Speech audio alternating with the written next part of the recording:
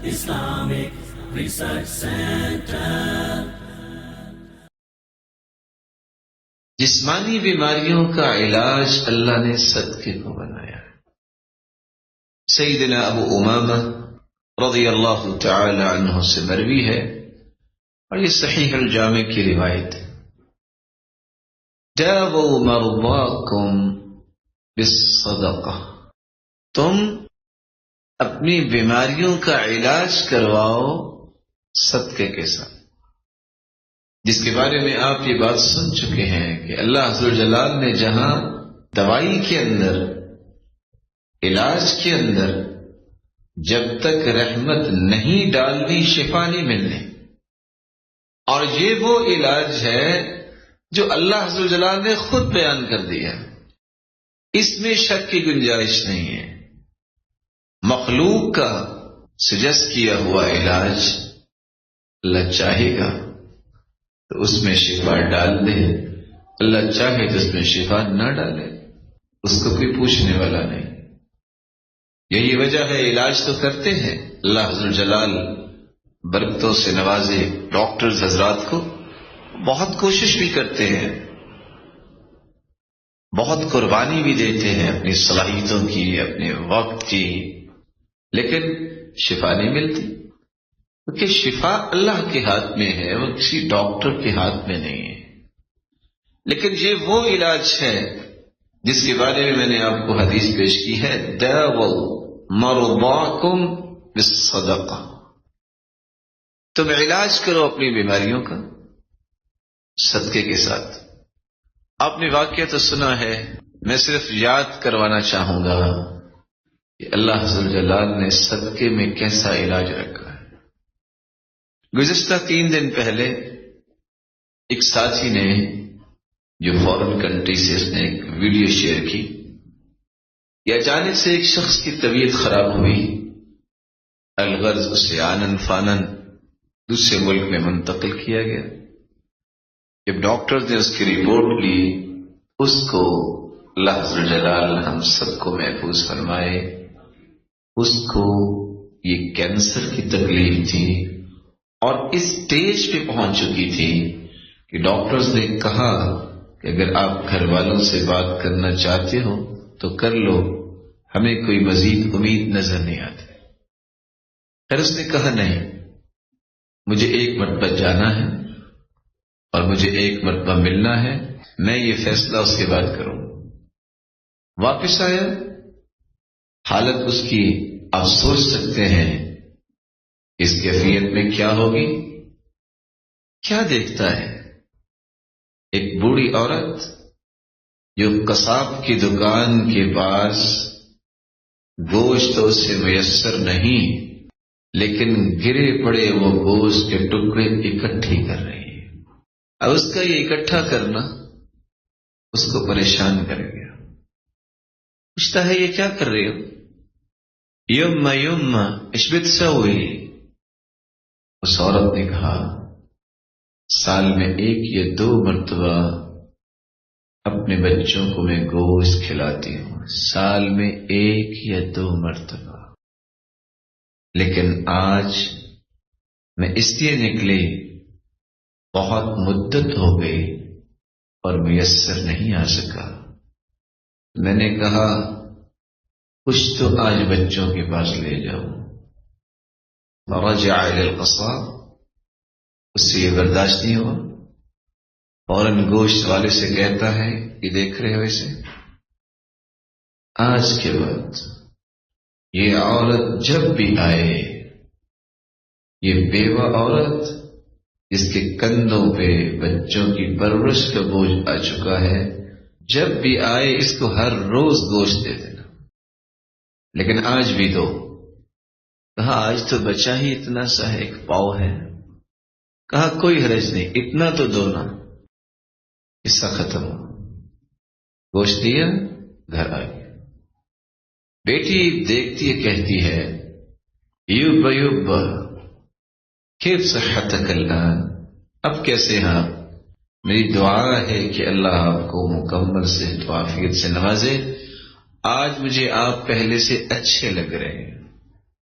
3 دن گزرنے کے بعد جب وہ آخری ملاقات کر کے بچوں کے ساتھ ڈاکٹرز کے پاس پہنچتا ہے، فَأَجْرَوْا لَهُ الْفُحُوصَاتُ الطِّبِّيَّةَ، جب اس کی رپورٹس لی گئیں تو ڈاکٹر آ کے اس کو بلاتا ہے، ادھر آؤ، تم وہی ہو؟ کہا کیا مطلب؟ کہتے تم کوئی اور تو نہیں ہو؟ یہ رپورٹس پہلے آپ کی ہیں؟ کہا جی ہاں۔ کہا تو پھر آپ کسی اور ہاسپٹل میں گئے تھے؟ کہا نہیں۔ کہا رکو، دوبارہ رپورٹس کی اور سر پکڑ کے بیٹھ گیا۔ کیا ہوا؟ اس نے یہ سمجھا کہ معاملہ اپنی حدود کراس کر چکا ہے۔ ڈاکٹر آ کے کہتا ہے آپ کو جو بیماری تھی اس بیماری کا نام بھی نہیں ہے، کیا وہ مرضاکم بالصدقہ، اپنی بیماریوں کا علاج صدقے کے ساتھ کرو۔ نیک عورتیں جو سلف صالحین کی تھی وہ تو اس بیماری کا بھی علاج صدقے سے کرتی۔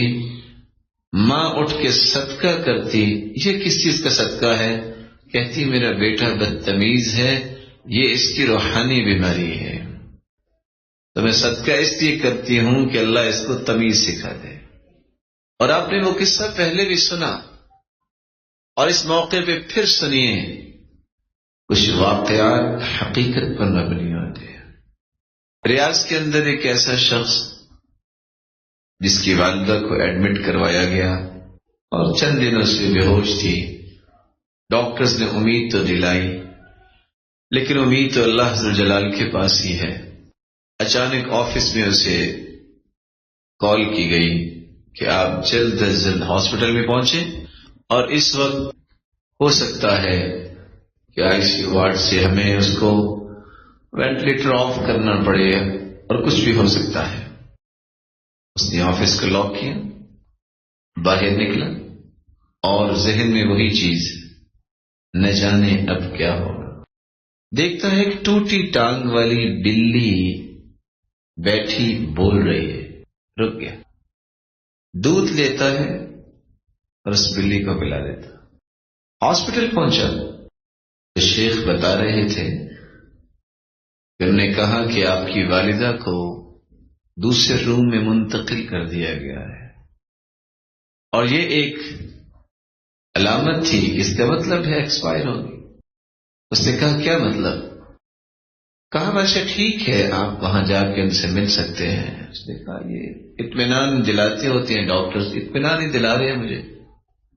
جب گیا، وہی ماں جو گزشتہ دنوں سے بے ہوش تھی وہ ہوش میں تھی اور باتیں کر رہی تھی۔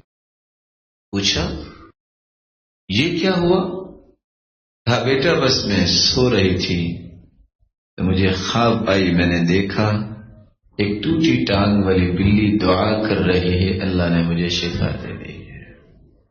دعوا مرضاکم بالصدقہ، اپنی بیماریوں کا علاج صدقے کے ساتھ کرو۔ تو صدقہ یہ جسمانی بیماریوں کا بھی علاج ہے، بلکہ یہ قلبی بیماریوں کا بھی علاج ہے۔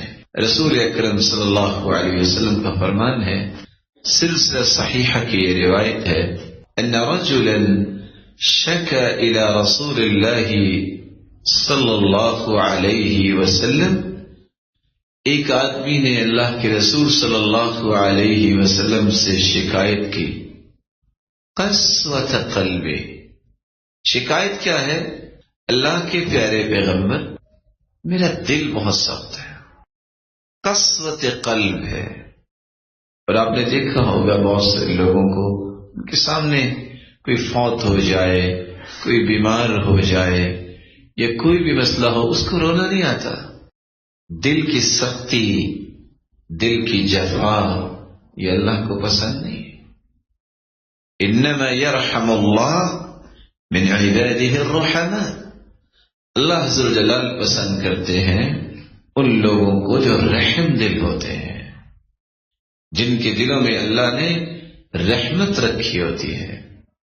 اسی لیے جب رسول اکرم صلی اللہ علیہ وسلم کے پاس ایک دیہاتی آیا تھا اور اس نے دیکھا کہ صحابہ تو اپنے بچوں سے پیار ہی بہت کرتے ہیں، چمکارتے ہیں، انہیں اٹھاتے ہیں، تو وہ ایک اجنبی سا سوال کرتا ہے، او تقبلون الصبیان، کیا بچوں کو چمکارتے بھی ہیں؟ اللہ کے رسول صلی اللہ علیہ وسلم نے پوچھا، تو آپ؟ میں نے تو آج تک نہیں ایسا کام کیا۔ تو آپ نے وہاں ایک سٹیٹمنٹ جاری کر دی، او املک ان نزع اللہ من قلبک الرحمہ، اگر تیرے دل میں اللہ نے رحمت نکال لی ہے تو میں کیا کر سکتا ہوں؟ رحمت کی نشانی ہے۔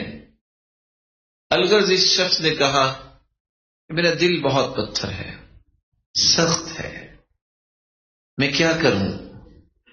آپ نے اس کا جواب دیا، ان اردت تلین قلبک فاطعم المسکین وامسح رأس الیتیم، اس سخت دل کو آپ نرم اور ملائم کرنا چاہتے ہیں تو دو کام کر لو، اطعم المسکین، مسکین کو کھانا کھلایا کرو، وامسح رأس الیتیم، اور یتیم کے سر پہ ہاتھ رکھو، اس کے کفیل بن جاؤ۔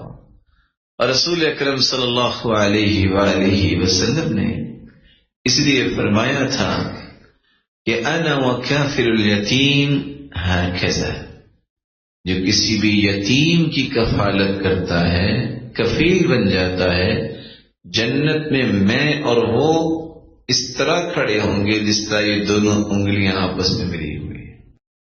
تو صدقہ جو ہے وہ صرف جسمانی بیماریوں کا علاج نہیں، بلکہ قلبی بیماریوں کا بھی، روحانی بیماریوں کا بھی علاج ہے۔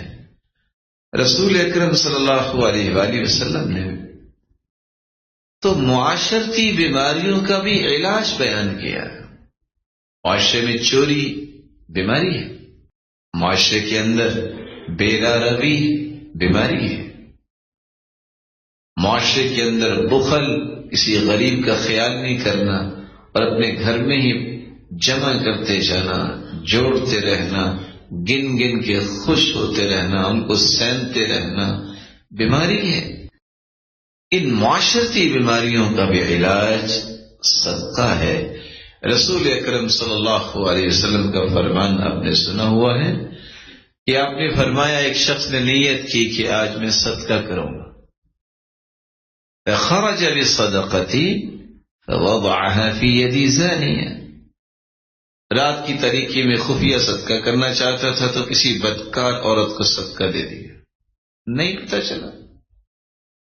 فاصبح الناس يتحدثون تصدق على زانیہ، لوگ تماشا بنانے والے تو بناتے ہیں، کہتے ہیں دیکھو رات کو آئے تھے صاحب اور فلاں کو صدقہ دے گا۔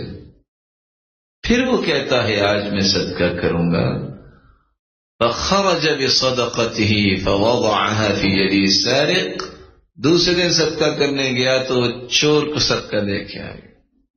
لوگوں نے پھر باتیں کی، لو پتہ چلا ہے آپ کو رات کو ایک آیا ہے تو صدق علی سارق، جو پہلے چور ہے اس کو صدقہ دے گیا۔ پھر وہ کہتا ہے لا تصدقن اللیل، خرج بصدقتی فوضعها في يد غنی، رات کو نکلا کچھ چہل پہل کے لیے، غنی انسان نکلا ہوا ہوگا، اس کو صدقہ دے کے واپس آ۔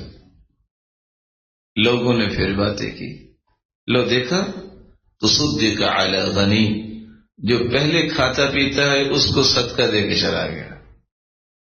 لیکن اس بندے کی مستقل مزاجی دیکھیے، رب سے تعلق دیکھیے، کیا کہتا ہے؟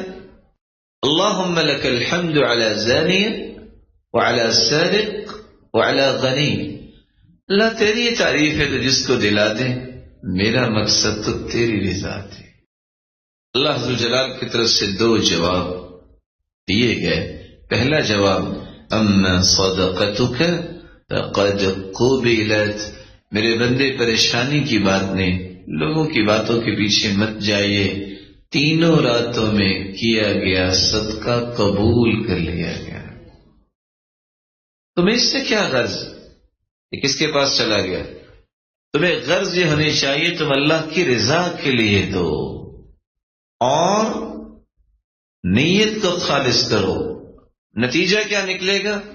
ایک تو صدقہ قبول ہو گیا، ساتھ خوشخبری آ گئی.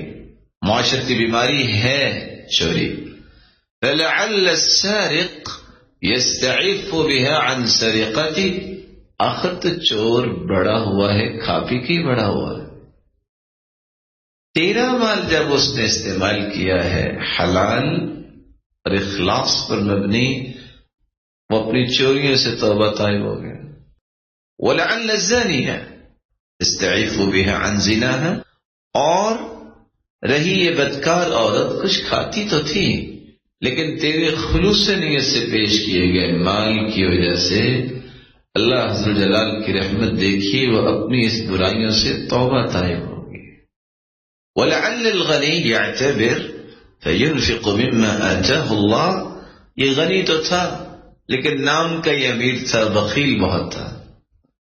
تیرے مال کو اس نے یوز کیا ہے تو اللہ عز و جلال نے اسے بھی خرچ کرنے کی توفیق سے نواز دیا. تو صدقہ یہ حقیقت میں معاشرتی بیماریوں کو بھی دور کرتا ہے. اور یہاں رک کے میں ایک دو اشارات دینا چاہوں گا جو معاشرے کی اس وقت بیماری بن چکی ہے. آج ہوتا کیا ہے، کوئی بھولے سے بیچارہ مسجد میں چلا جائے، اللہ ہدایت دے ان لوگوں کو جو مسجد سے بھی حیا نہیں کرتے کہ وہاں سے بھی کچھ چیز چرانے میں. چور تو چور ہی ہے جہاں بھی ہوگا. تو جب کسی کی جوتی کوئی اٹھا لیتا ہے، اور اللہ جانے کون اٹھاتا ہے، تو رویہ کیا ہے معاشرے کا؟ لوگ کہتے ہیں بس مسجدوں میں تو چور ہی رہتے ہیں. یہ نہیں کہنا چاہیے. ہو سکتا ہے چور باہر سے آیا ہو، یہ کمزوری تو کسی میں بھی ہو سکتی ہے، لیکن وہاں یہ کہہ دینا کہ شاید یہ چوری سکھاتے ہیں. کبھی یہ بھی کہہ دیا کریں اگر ایک شخص چور یہاں آ گیا ہے تو یہاں کچھ 600 لوگ باقی بھی نماز پڑھنے والے، وہ ایماندار اور صالح بھی تو آئے ہیں. تمہاری 500 روپے کی جوتی اگر کوئی اٹھا لے تو پوری کی پوری مسجد، اس کی انتظامیہ اور اس کے متعلقین کو آپ چور بنانا پسند کرتے ہیں. آپ یہ کیوں نہیں سوچتے؟ لوگ کہتے ہیں بس پاکستان میں تو چور ہی رہتے ہیں. آپ کیوں نہیں کہتے؟ یہ بھی پہلو پیش کر لیا کرے کہ پاکستان کے کتنے پیارے لوگ ہیں کہ انہیں 2.5 کروڑ روپیہ مسجد پہ لگا دیا. وہ پاکستانی نہیں ہے؟ یہ مسجد جنہوں نے بنائی ہے ان کی کوئی نیکی نہیں ہے. آپ یہ بھی کہہ سکتے ہیں جو ہر سال 10-10 لاکھ کا کارپیٹ جو ہے بچھا دیتے ہیں، ان کے نزدیک آپ کے 500 روپے کی جوتی کی کیا قیمت ہے.